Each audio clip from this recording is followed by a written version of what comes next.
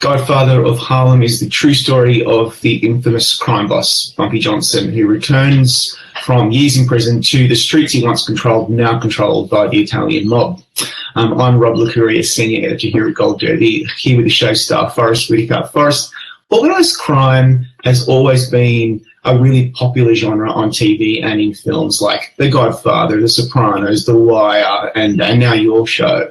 Why do we all flock to films and TV shows about the mob and about crime bosses like Bumpy Johnson?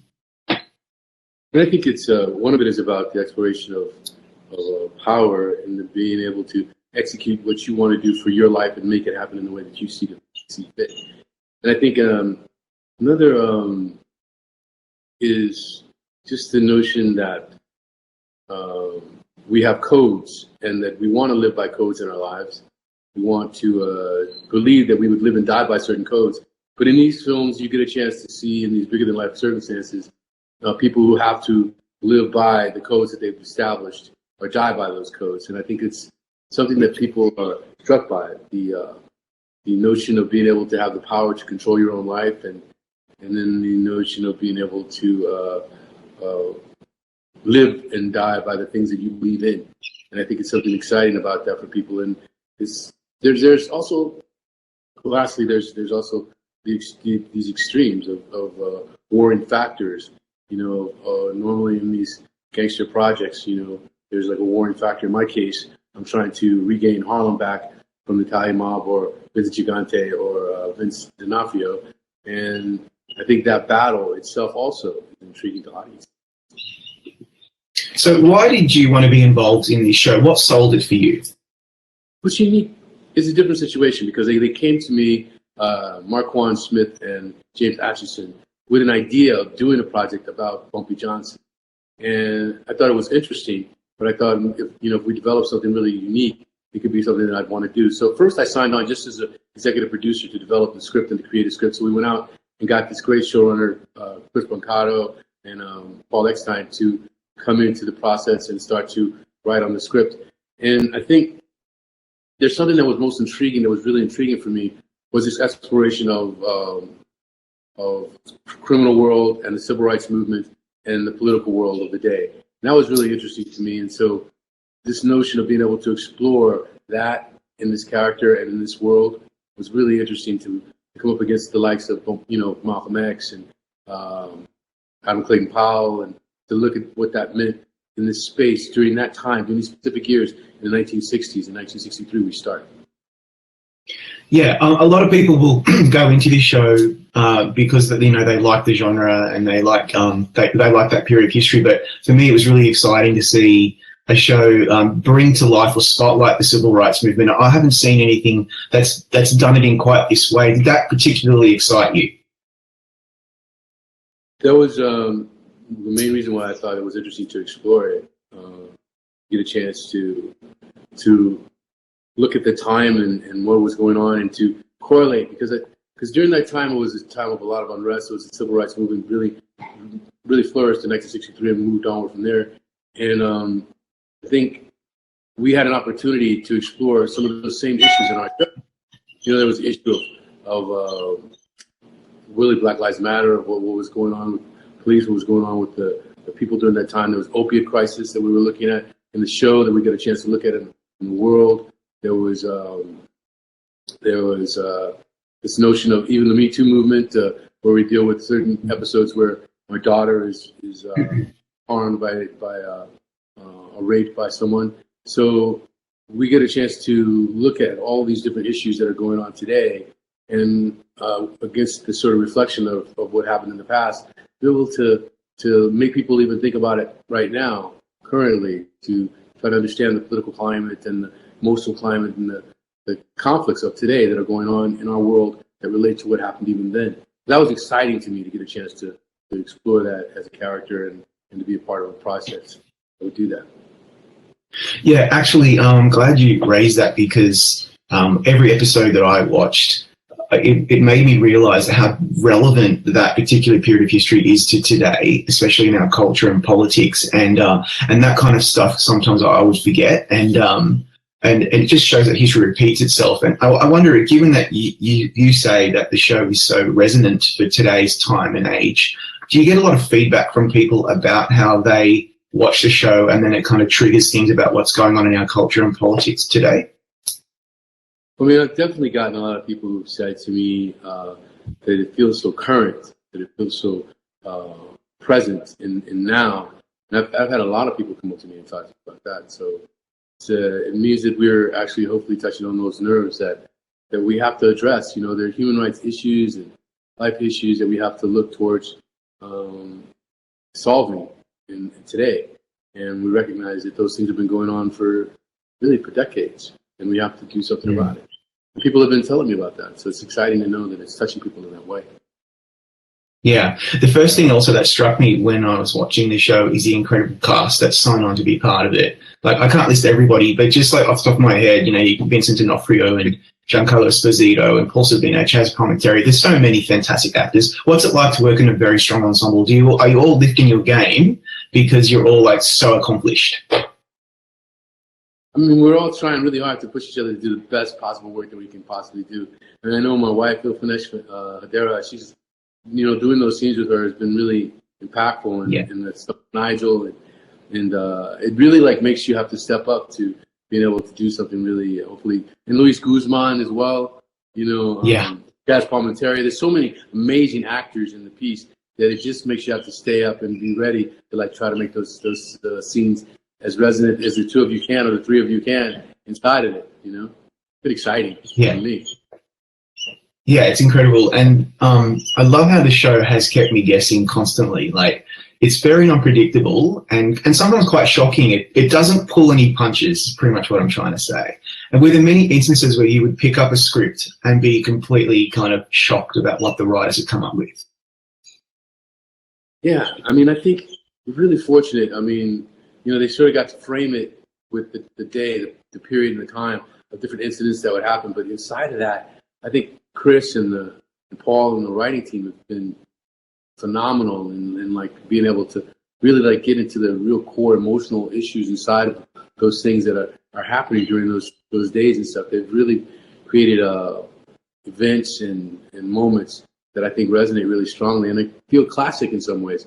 There are times where I'm looking at the show and I think that the image itself and what they've constructed of like even just being in front of all the five families and having to address them, Bumpy Johnson and the issues that are going on there, feels like a piece of classic filmmaking, and they've like written something that's really, really resonant. I'm really, really, really proud of it. Yeah, actually, like, you know, the finale has just aired. By the time that this interview goes online, the finale will have aired, and like, it's such a simple scene at the beginning where Bumpy is kind of at the table with the five families, and it kind of gave me chills. It was very simple, very easily kind of digestible scene, but it was very, very impactful. And I think that's because of the performances, and all of these guys, including yourself, have given these characters some authenticity that I can't quite put my finger on. What do you think it is about what you guys have achieved with these characters that have made them feel real and not caricatures? I think that, you know, because there's such classic figures like Malcolm X, Adam Clayton, all these people, I think what these amazing actors have done, what the writers did really beautifully, was to like really let you explore the humanness of their experience. To really look at, if you look at me and Vincent, we're very similar. We both have problems with our daughters. We're both trying to control our lives, trying to maintain our power inside of our lives. And it's a struggle of being able to keep it or to lose that. Very emotional, very, very universal feelings. And you really get a chance to look at even like some of the immigration issues in the show. Like Vincent is like, he's an Italian, you know, he's first generation. We've looked at how these things go from the Italians, the Irish, the Italians, the blacks, the Latin community, the Asian community will be explored later in our upcoming episodes and things. And so you really get a chance to just deal with just the personal issue of trying to like find your own sense of self, your own piece of the American pie. As I always say, it's like, that was the term I always used, which was, you know, American dream by any means necessary, because that's what it is. All these people in this pot are like all trying their best to achieve a great life and to achieve a life that they believe is worthy of them. So talk us through the research and preparation that you had to do to bring Bumpy to life, because I mean that must be part of making this guy authentic as possible, right? Yeah, I mean, I was lucky because I started in the process of developing the script, so all the research that was going on during that time that was being collected was able to be funneled to me, and then I had some really real life individuals who were helping me understand the character. Got a chance to meet with a guy named Chisholm, another guy named Junebug, who were working with him and worked with Bumpy. They were like 94-year-olds right now, but they were young kids during that time, and they were walking by his side and they were telling me about the incidents and the events and things of that nature. Then I got a chance to study the civil rights movement and try to understand more about Malcolm X, which was really important to understand that, because I think one of the key relationships in the show is that. It's my relationship with Malcolm X. Because it kind of has, one of the things that it does too is it's kind of like exploring what does it mean to be the Godfather community? What are your responsibilities? And do you have social responsibilities to help people and to move them forward? And Malcolm sort of is that conscience that is always put in my face all the time. So it was like all these different pieces of research and study and photographs and videos and things of that nature, and trying to look at some of the real mob bosses that had existed during that time, other ones, to be able to construct this character the way I finally did. And something that I like to ask performers who are playing characters who may be complicated or anti-heroes like Bumpy, do you have to, like, as an actor, do you find that you have to relate to this guy to be able to play him, or are you employing other tactics and strategies to try to bring him to life? Like, I find that really fascinating. I'm not a performer, so I wouldn't know how to do it. I'd like you to talk us through how you can kind of make him feel real in your own mind. I mean, I think you want to find human things that happened to him in his life. I mean, he was someone who came from a pretty poor background back in Charleston, and his brother had been accused of killing someone, and he ultimately was sent away from that town to New York City because they were worried that he was too boisterous, too loud, and that he was going to be harmed because of it by the white community. So you start looking for these moments in his life, and you start to construct like the history and the background and the past, and you start to imbue that with your feelings about what those things meant, where they become like real vivid memories and thoughts for yourself as you live them in the screen.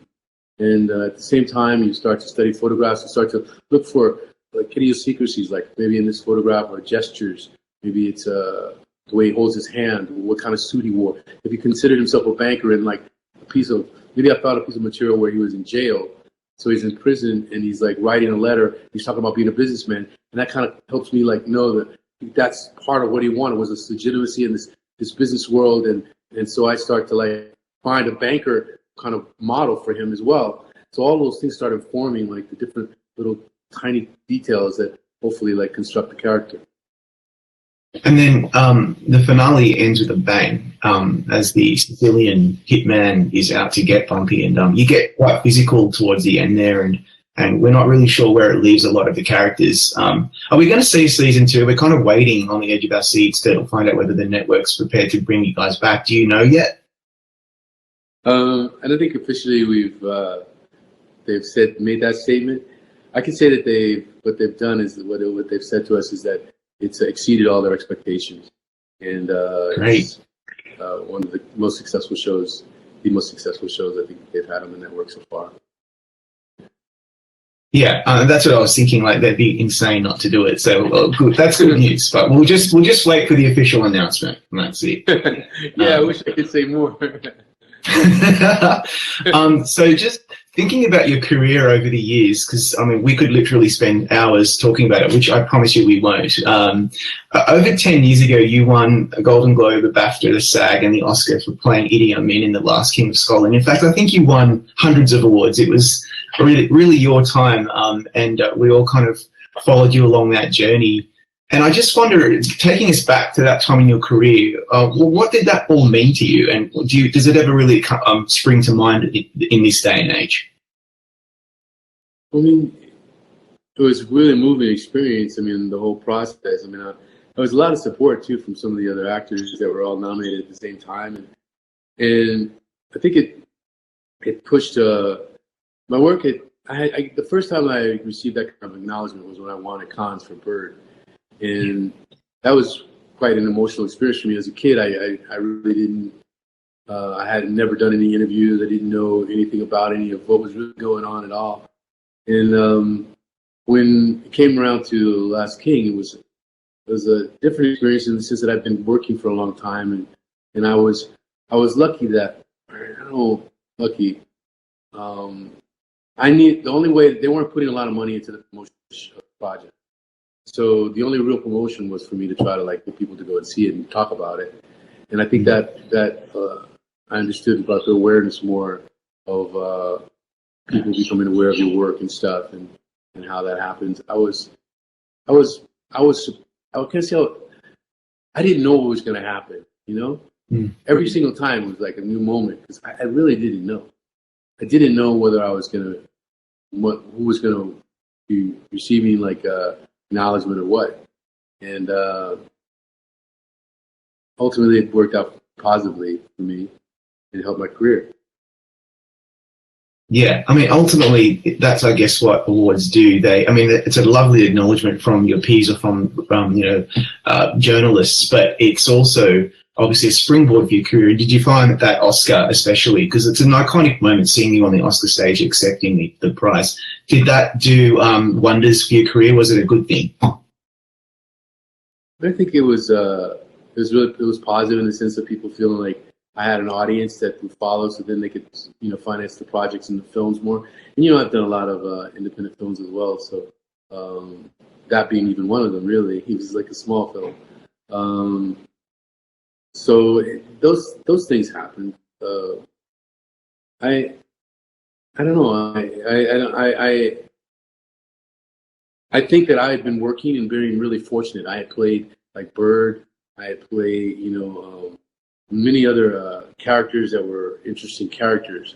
And actually, after I finished, I still continued to do similar roles, just different types of roles, like from The Butler or different things of that nature that were quite complex characters. I was really fortunate to get an opportunity to be able to play some of those characters. And it continued to this day. I mean, right now I'm playing a character in Aretha Franklin's story, in Respect, play the father, Seal Franklin. And it's quite challenging for me, But that's what I do it for, is to keep learning and to keep challenging myself and growing, And also, just when I think about what your work has meant to me over the years, one of my earliest memories of seeing you on the screen is back when I was 14 years old and you were in The Crying Game. And I remember saying to myself, who is this amazing British actor? He's so good. Didn't realize you were American because, I kind of fell for that performance. It was so, it stuck to me to this day. I'm in my 40s now and I still sometimes think about how much I loved you in that film. What was your highlight from working on that film? Oh, it was a great experience. It's really funny because I spent more time preparing to do the show than I did actually shooting. I was like working really hard and really specifically, and my people were helping me out, and a number of people have said to me that there's been another number of Brits who thought when I'm playing American that I do a great American accent. But that was a great one for me. I worked hard, and my driver actually helped me learn how to do the accent. I was so specific that they even went back later and said, maybe we don't want to highlight that I would put some West Indian inflections inside of some of the British, because it was very specific from Tottenham, this one particular person that I was working for and sometimes I'd be going out to go into the set and he'd be saying my lines to the cast and they'd be like, whoa, it sounds like you. He sounds like you. So really, to give him the credit. Yeah. It's really crazy because for years I had to keep remembering, is Forrest Whitaker American or British? It's something that's I've always wanted to ask you that, so I'm glad I did. So last question, you've had decades now on TV and film, behind the scenes and also on the camera. And I think these days TV is not second best to film. I think TV is where a lot of the most amazing work is done. What do you most love about working on TV? I think it's amazing to get a chance to like spend time really getting to know a character, knowing who they are, and allowing you to explore all the different areas of your life. I mean, if this project was a film, I would have had just 2 hours to try to explore what we're going to hopefully be trying to explore for the next 6 years, and all the little details and things like that you get to play. It's amazing, and the writing is phenomenal as they like continue to shape and develop, and you get relationships with the actors, and you guys have a trust after months of working together. You kind of like you're confident to help each other reach each other's goals and stuff. So it's a great thing, actually. I love film, but I love that. Yeah, I think it's the immediacy and going on that long journey with characters is what we probably most love of all. Forrest, thanks so much for your time today. We look forward to seeing more Godfather of Harlem on our TVs. Hopefully we'll get that announcement soon. All right, thanks. Good to meet you. Everybody go to goldderby.com right now and make your predictions for Godfather of Harlem and click subscribe so you can watch all of our great chats.